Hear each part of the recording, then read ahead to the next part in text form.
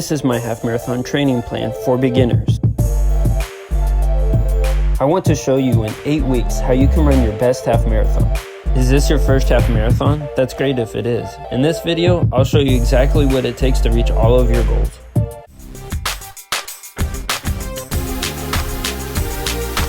Alright guys, we're just going to hop straight into it, and I'm going to share my screen so I can show you what the actual training plan looks like. Alright, so here's the training plan. As you can see, beginner 8-week half marathon training plan.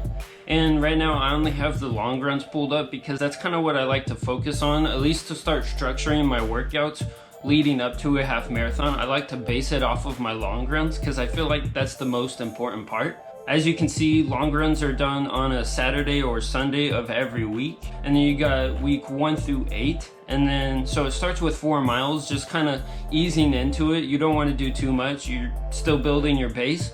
And then it kind of just goes up from there. It goes 4, 5, 6, 7. You do 7 twice because I feel like 7 is the very beginning of actually getting into a long run. So you kind of want to pause a little bit and hang around 7 miles just because you're going to build that base, and 7's a good distance to kind of feel like you're running far but not completely exhausting yourself for the whole week.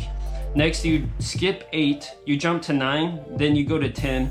10 is usually the most I ever run for a half marathon, just because I usually run it a little bit faster than half marathon pace. So I put 10 on there, and then I plan to run just a little bit faster. And then week 8, you drop it down back to 8 miles because that's probably going to be either the week before your race or the week of your race.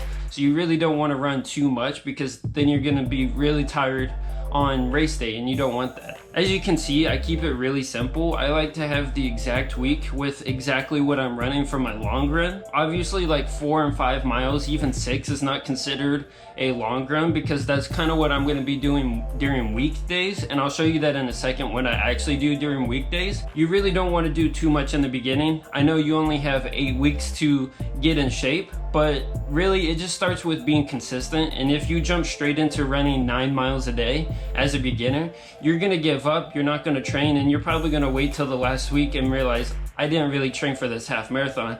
I've been there, I've done that, and it's not fun. You don't want to wait till the last week to train because that's the week you should be decreasing your mileage and preparing for the race, not increasing your mileage and getting ready. Alright, before we get completely into this, remember that 8 weeks is not the ideal training time for getting into a half marathon. Ideally, you want to train for about 12 weeks or about 3 months. 8 weeks is enough time. I've done it in 4 weeks. It was definitely a lot of work. I basically jumped in straight at the high mileage and then kind of coasted all the way until the race, and then tapered only about 5 days before the race. You don't want to do that. If you can do 8 weeks, if you can do 12 weeks, that's better. You don't want to get injured leading up to your race. You want to stay healthy and positive and in the right mindset, because if you get bogged down with how many miles you have to do, you're just not going to do it. And so keep that in mind. Spread out your training if possible, but if you only have 8 weeks, this is the video for you.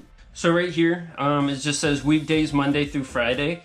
3 to 6 miles each day, and that's kind of what you want to do just to keep your mileage up, but without doing too much. I like to run 3 to 6 miles every day just to keep my body moving. You're still building a base, and you're not going to be running this too fast.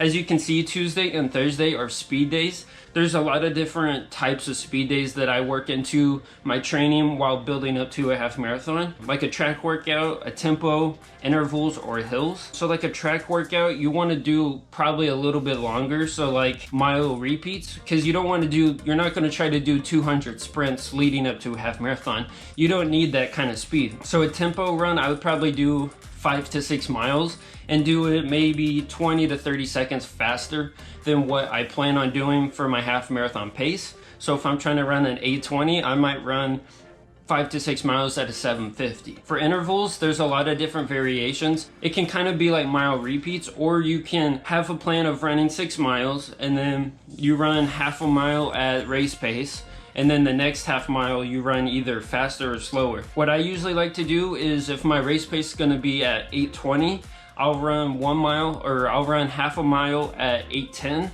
and then I'll take that next mile probably 8:30 or 8:40. So you kind of want to go a little bit faster than race pace and then a little bit slower, and it gets your body moving and pumping and moving in the right direction, you're gonna feel a little bit faster than race pace, and then you're also gonna get to recover every half mile, and that's really good. And then hills, that's kind of just gonna be strength and really building your leg muscle. A lot of courses do have hills, and that's what ends up getting people, and they hit a hill and then they start walking and then they just can't get back into a rhythm. So if you can get used to going up hills and training on hills, that's great, because hills are gonna build that strength, and that's gonna carry you through the whole half marathon, not just on hills. Alright guys, so this is my October and November running schedule. This is kind of leading up to a half marathon. I have a half marathon planned December 18th, so I am working towards that. So if you look at my schedule, it's a little bit cluttered. I like to schedule each day because I do run different things, and I like to know what track workouts or speed days I'm going to be doing. So today's date, if I can remember, it's the 12th. So if we go to November and go to the 12th, today I have 6 miles at 8:50. So today's gonna be kind of more of a recovery day. I'm taking it easy. I'm not doing too much, but I like to always plan out my schedule on a spreadsheet just so I can always look at it. I'll take a picture with my phone and put it in my favorites, or I'll just keep it in my camera roll so I can refer to it.